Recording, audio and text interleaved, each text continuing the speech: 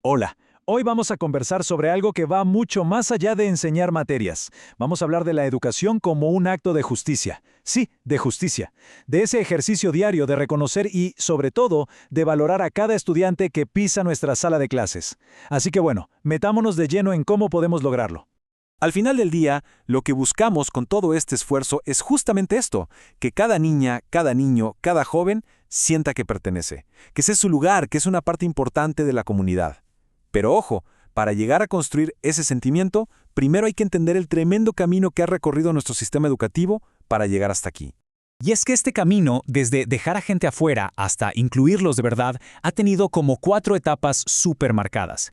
Y lo más curioso, o más bien complejo, es que en Chile estas 4 formas de ver la educación todavía conviven. Y claro, eso genera tensiones y desafíos enormes en las escuelas de hoy. Miren, esta imagen lo explica perfecto.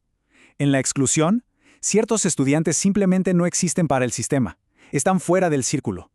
Luego, en la segregación, les creamos su propio círculo aparte, como las escuelas especiales. La integración los mete al círculo principal, pero siguen siendo un grupito separado adentro. Y finalmente, la inclusión, que es a lo que aspiramos, rompe todas esas barreras internas. Ahí somos un solo grupo, diverso y punto. Y acá en esta tabla está la clave de todo. Fíjense en cómo va cambiando la responsabilidad. Partimos de un modelo donde la culpa era del alumno, que simplemente no calificaba, y llegamos a uno donde la responsabilidad es de la escuela, que tiene que transformarse para todos.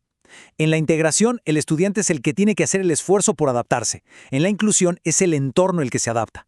Y ese cambio lo es todo. Y bueno, esto nos lleva a un punto que, genera muchísima confusión. A menudo usamos integración e inclusión como si fueran lo mismo, pero la verdad es que representan filosofías totalmente opuestas sobre qué es la educación, qué es la diversidad y para qué está la escuela. Entonces, para que quede súper claro, un modelo le dice al estudiante, tienes que cambiar para poder encajar aquí, mientras que el otro le dice al sistema, a la sala de clases, tú tienes que cambiar para acoger a todos.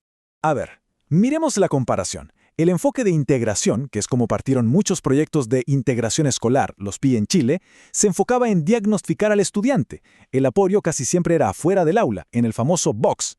El enfoque inclusivo, en cambio, se centra en el aula completa. El desafío ya no es de un especialista, es de todo el equipo docente que tiene que colaborar para buscar estrategias que nos sirvan a todos.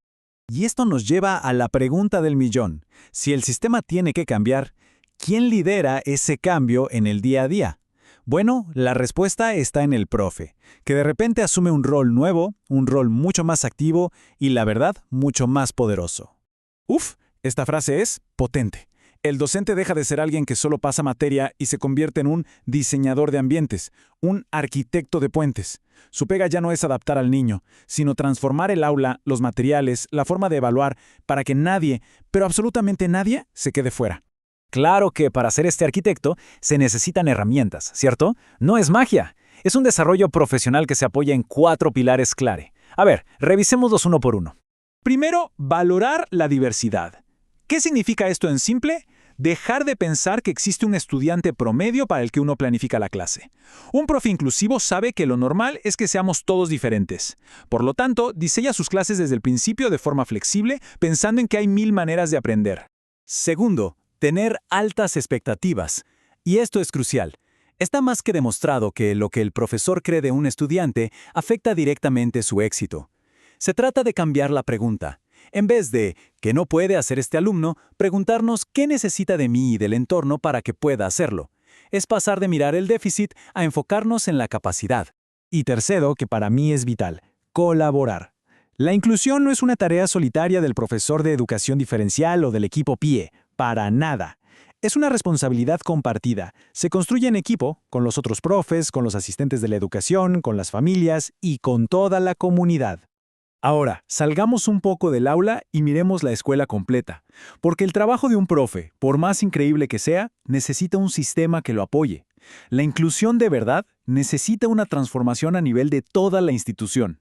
Esta transformación se mueve en 3 áreas que tienen que estar súper conectadas. Primero, hay que crear culturas inclusivas, que son los valores, las creencias que todos compartimos. Segundo, generar políticas claras, o sea, cómo se organiza la escuela. Y tercero, desarrollar prácticas inclusivas, que es lo que hacemos en el aula. Las tres son indispensables, como las patas de una mesa. Y esta idea final nos sirve como guía, como un recordatorio. La inclusión no es una meta a la que uno llega y dice, listo, terminé. Es un proceso que nunca acaba, un compromiso ético. La equidad, que es básicamente darle a cada uno lo que necesita, se convierte en esa brújula que nos tiene que orientar en cada decisión que tomamos. Así que para cerrar, les dejo esta reflexión. Cada día, con cada actividad que hacemos, con cada evaluación, con cada palabra que decimos, estamos tomando una decisión. Y la pregunta que realmente importa, la que define nuestro trabajo, es esa. ¿Estamos construyendo puentes para que todos puedan cruzar? ¿O estamos, quizás sin darnos cuenta, levantando barreras que dejan a alguien atrás?